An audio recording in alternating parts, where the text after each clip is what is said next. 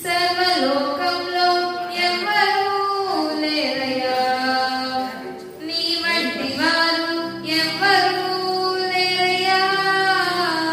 స్తుతికి నీవే అర్హుడవు యేసయ్యా, నీకే మహిమ, నీకే ఘనత, నీకే స్తుతియు స్తోత్రములు. నా జీవనాధారం, నా రక్షణానందం, నా కోట శైలం నీవే యేసయ్యా. నా జీవయాత్రలో నీవే శరణం, నా బ్రతుకు బాటలో